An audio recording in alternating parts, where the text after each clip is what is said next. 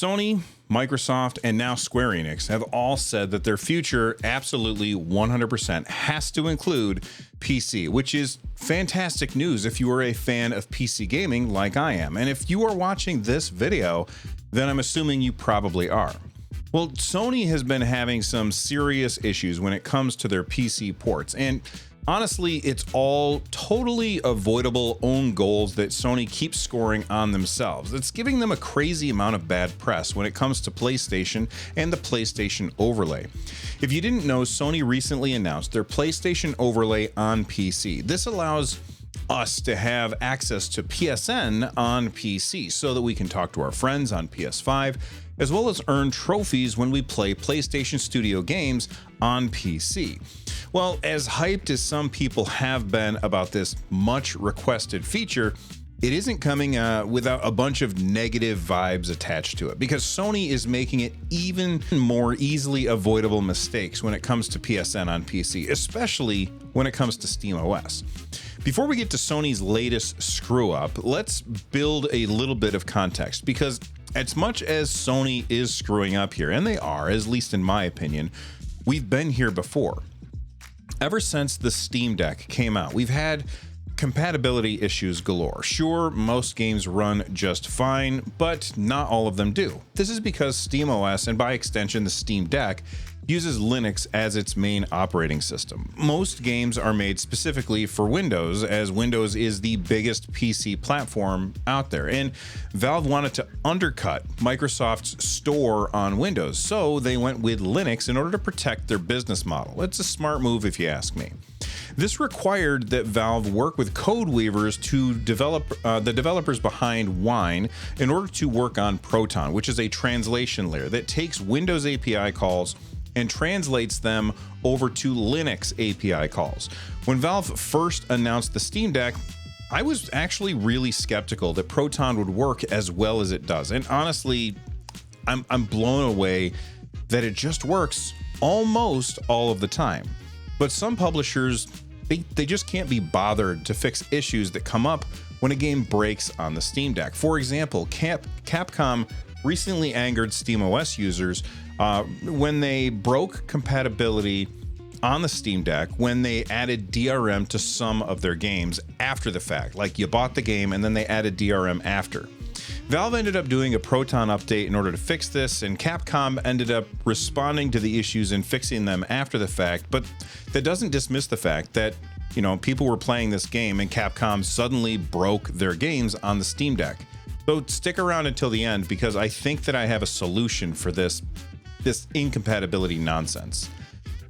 Anyway, it's great that they fixed it, because their Monster Hunter games are currently in a humble bundle, which is a fantastic deal. If you pick up this bundle, you will get hundreds of hours of gameplay through Monster Hunter World, its DLC, and then Monster Hunter Rise and its DLC. These are my favorite games in the Monster Hunter series, and honestly, they are some of my favorite games of all time. And for $30, you cannot go wrong here. Plus, at checkout, you get to choose where the money goes. You can send the money that you're spending to Capcom, or you can send some of it to Humble Bundle, or a charity, or even the content creator that told you about it. Hey, that's me. Hello. Anyway, you know, you get to pick how the money is split out. Anyway, affiliate link down below, if that like button. And if you don't have these Monster Hunter games, do yourself a favor and pick this bundle up, because it is crazy, crazy good. All right, back to breaking things. Capcom, they're not the only company that keeps breaking things. And you could give Capcom the benefit of the doubt and say, well, they didn't really think about SteamOS, which is understandable, as they made these games before the Steam Deck existed. So these games are running on an operating system that it was never intended to run on. And I find a hard time complaining when a patch breaks deck compatibility. For now, the longer that the deck is out and the more popular that SteamOS becomes, the less latitude I'm going to be willing to give these companies. For Capcom, they didn't think about it, but EA, they definitely thought about the Steam Deck, and they decided, screw it, we're just going to go ahead and break compatibility anyway. Recently, EA updated Plants vs. Zombies Garden Warfare 2 on PC, and here's what they said about it. Over the past few months, we've identified an issue affecting Plants vs. Zombies Garden Warfare 2 PC players. As part of our ongoing efforts to create a safe and fair experience for all players, we will be rolling out an update in March 2024 that will transition PvZ-GW2 for PC over to EA Anti-Cheat. This update will address the stats corruptions exploit affecting some of our PC players. With this update, we will be ending support for Plants vs. Zombies Garden Warfare 2 on PC on Windows 7, 8, 8.1 operating systems. Additionally, Plants vs. Zombies Garden Warfare 2 will not run native on the Steam Deck or SteamOS with this update. That means that we can no longer guarantee the functionality of this game while playing on these operating systems after this date. There will, of course, be some people that say, who cares, that game sucks, EA sucks, or, whatever issue it is that people don't like. That's beside the point. The point is that people paid for this game, and now they might not be able to play it. Now, I still say it is an older game, and these devs should be given latitude when they break a game unintentionally. But when they do it on purpose, that's a completely different issue.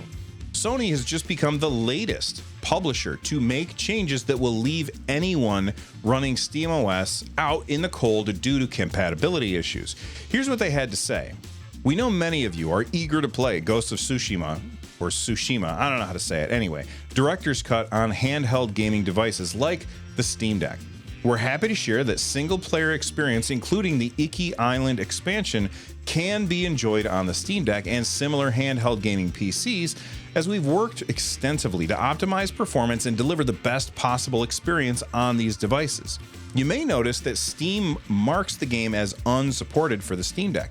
This is due to the Legends co-op multiplayer mode, requiring Windows to access the PlayStation Network's integrated features. Again, there will be people that say, I'm only going to play the single-player version of the game anyway, and sure, that's fine, but PlayStation, instead of just breaking the game entirely, they should sell two versions of the game. They should sell a version that's cheaper, that doesn't include the multiplayer modes, and then they should sell the multiplayer modes as DLC.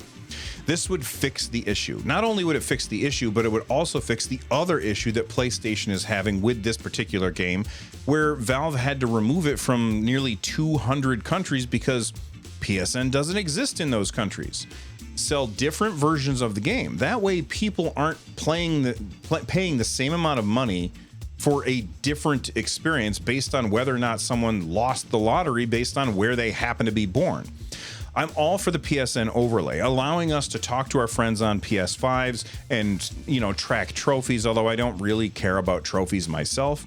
I also know that there's a lot of people out there that do care about trophies. So I love that PlayStation is building the PSN overlay.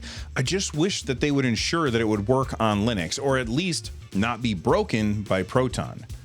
What should we do about this? Us, the gamers. Well, the only recourse we really have is to not buy the game. But I think that might not actually register because PlayStation won't know that we didn't buy the game because we don't like this policy. What we could do is buy the game and then return it, though I can't personally recommend that people do that because perhaps Valve wouldn't allow you to return the game. But I would love it if we could find some way to communicate to PlayStation as a publisher that we don't like what they're doing with their PSN network on PC. It's worked in the past when PlayStation had shenanigans related to Helldivers 2, but that's a problem that keeps cropping up over and over. Publishers make a change to a game and it breaks Proton compatibility. Of course, Valve then steps in with Proton updates, but I would like to see Valve be more proactive when it comes to this. Issues that we've had that break compatibility have mostly been due to issues with DRM or anti-cheat software. So how can Valve be more proactive? Well, what if Valve used their own anti-cheat and DRM and made it available for free to anyone that gets Steam Deck verified? Give them the carrot instead of the stick. It's my understanding that joining Steamworks isn't very expensive, but if Valve could find a way to incentivize publishers to use their DRM and anti-cheat instead of other versions, then perhaps we'd have fewer issues like this. It also, I also think that I would like to point out that I don't like DRM, I don't trust DRM, and I don't trust corporations, and Valve is absolutely a corporation. And because of this, I don't trust Valve. But I trust all of the other companies out there way less than I trust Valve. So Valve could effectively cripple nonsense like de novo or other anti-cheat or, monitoring software. And this would also increase compatibility with SteamOS and Steam Decks across the board. Moving on, Steam is now banned in Vietnam, which came as a shock to any PC gamer living in that region. So why would this suddenly happen? Well, it seems like it stems from the fact that Valve is selling games that don't capitulate to the laws in Vietnam about video game content. One publisher from the region says this. This comes from a translated story from Vietnam Net. The ban may be connected to domestic publishers. A representative from one domestic publisher claimed that Steam can put games into the country without having to seek permission from the local government like the Vietnamese developers have to do. According to them, Valve's alleged ability to break the rules is an injustice to domestic publishers. Authorities have taken management measures with this cross-border platform. Otherwise, domestic game publishers will die. Essentially, Valve gives gamers in Vietnam access to games that don't follow the rules that are, the laws in that country. Vietnam said, okay, no soup for you. No soup for you. Come back 1 year. And then they kicked Valve out of the country. This is not the first time that we've seen certain regions put up restrictions on games before they are able to be played in that country. Famously, World of Warcraft had to have certain elements eliminated in order to operate in China. Specifically, the undead characters in the game had to have all of their bones covered. There are a bunch of other changes that Blizzard had to make in order to sell the game in China. And then eventually Blizzard said, you know what, it's really not worth our trouble to do this. So they stopped making those changes and they got kicked out of the country. Unfortunately for Valve, they can't really effectuate changes on a game by game basis. So if the rumors are true and the reason that they're getting booted from Vietnam are because of the individual games that Valve is selling, the only recourse they have is to delist any game that isn't following local laws. I think that seems like a pretty big ask unless Vietnam works directly with Valve in order to let them know which games are problematic. Anyway, I hope it gets fixed soon so that people in the region can get access to their games without using a VPN. Let's shift from bad news to good news. A while back, I told you about a bunch of games being delisted or retired by WB. They were all Adult Swim games, and basically the people that made the games reached out to WB and they said, hey, can you just give me back the rights to publish the game? To which WB said, no. Not a huge surprise coming from a garbage company that routinely throws away content that people worked really hard on rather than releasing it. I mean, what better way is there to balance your spreadsheets and turn red numbers into black numbers than pretending that you lost money on a project in order to get a tax write-off? I'm looking at you, David Zaslav. Anyway, after WB told devs to take a hike, the internet told WB that they were being very much not cool, and it looks like it may have actually worked. I'm just as surprised as you. Here's a post from Owen Deary, who was the first person to bring this issue to our attention. He said this over on Twitter. Update. Game will not be retired. Ownership and store listings will return to me. This was a reply to his original post about his game Small Radios, Big Televisions, where he said, Warner Brothers Discovery have informed me that they will be retiring my small game Small Radios, Big Televisions from both Steam and PS4 stores. It looks like it isn't just Owen's game that's being reverted back to the indie dev that made it. The developer of Duck Game is getting their game back. They said developer Landon, I'm not even going to try and pronounce his last name, I apologize. He said that his multiplayer platform shooter Duck Game, another Adult Swim game published release, was threatened with delisting, will also be reverted back to its creator. The game is being returned to Corptron along with its store pages, all platforms. It's not going anywhere. Let's hit the lightning round. Manor Lords just crossed 2 million sales. I've been playing the game on my gaming laptop. It is really great. I'm still in early game, but because I got distracted by Animal Well, which I'm about 10 hours into and starting to feel like I've got so much more to do, but I'm also feeling like I could be close to the end. Anyway, if you want to support indie devs, definitely check out Animal Well and check out Manor Lords. Both very, very cool games. Manor Lords, if you don't know, is a city building game, and 2 million sales for this game that's being run by one guy and a few people that he hired is just crazy. Next up, EA Sports College Football, the first American football game focused on college football to come out in ages, will not be on PC.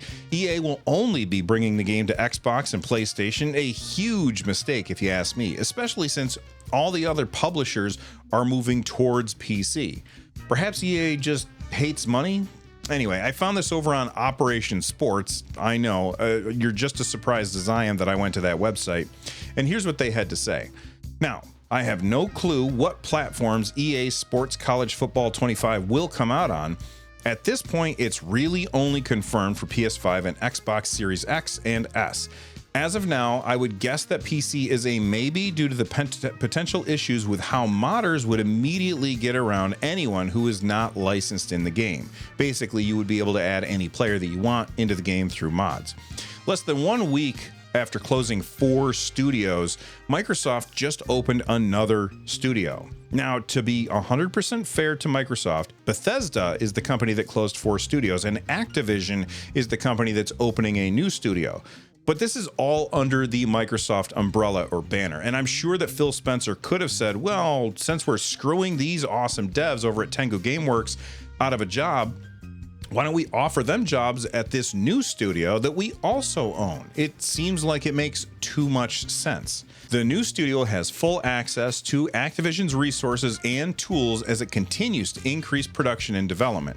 Activision said Elsewhere is opening its search for best-in-class talent from across the industry and across the world in order to help create state-of-the-art and next-generation gaming experience. Now, I find it really hilarious. Would you want to go and work for Microsoft right now at this point after they are just on a firing spree? Especially since a lot of times, if you want to work at these companies, they want you to relocate. I feel like Microsoft and all of its subsidiary companies are going to have a really hard time finding developers that will work there in the gaming industry. Elsewhere in the industry, no pun intended, we got a cinematic trailer for the next Assassin's Creed game. This one is set in feudal Japan and is called Assassin's Creed Shadows, which I love the idea of.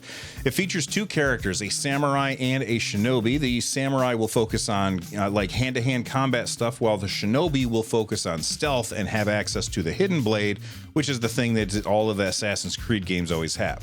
Ubisoft has said that the reason that they have 2 protagonists in the game is because a samurai and a shinobi would come from different social castes, so it wouldn't really make sense for them to roll all of that into one character.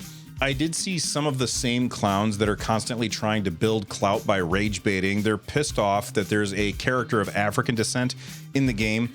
No amount of me telling them that it's based on a real person is going to break through, since, as I said, they are just trying to chase clout. But I love the idea of integrating actual real people from history into the Assassin's Creed games. I'm kind of a noob when it comes to this series. I only really played Valhalla, so I don't know if they've done this in the past, but I do know that they do try and bring real world history into those previous games. Of course, it's Ubisoft, so we're seeing some nonsense paywalled behind higher tier versions of the games, basically the same thing that they're doing with Star Wars.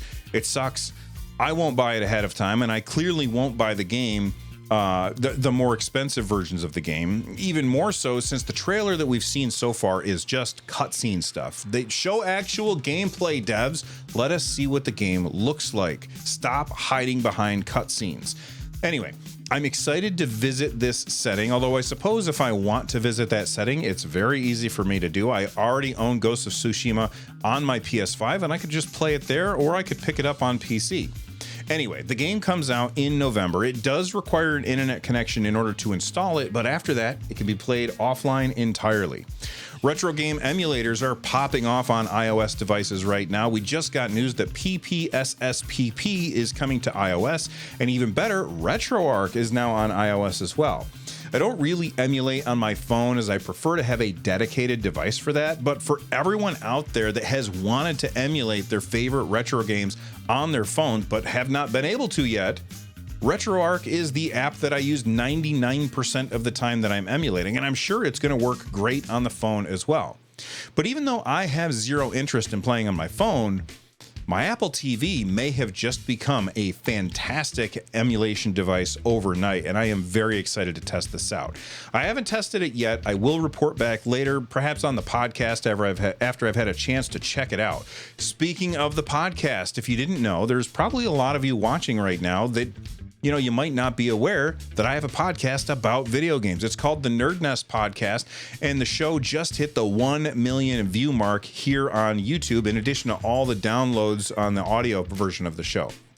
If you haven't already subscribed to the show, click on the subscribe button down below and turn on notifications so you don't miss any episodes. Last week, we had a massive, nearly 2-hour episode where we talked about all the things wrong with the video game industry, but also all the cool things that are happening in the industry as well. And we had special guest on, Adam Patrick Murray from PC World. He's the host of the Full Nerd podcast. It was a really fun conversation. And if you enjoyed this video, you're probably going to enjoy the podcast as well, which you can watch right here.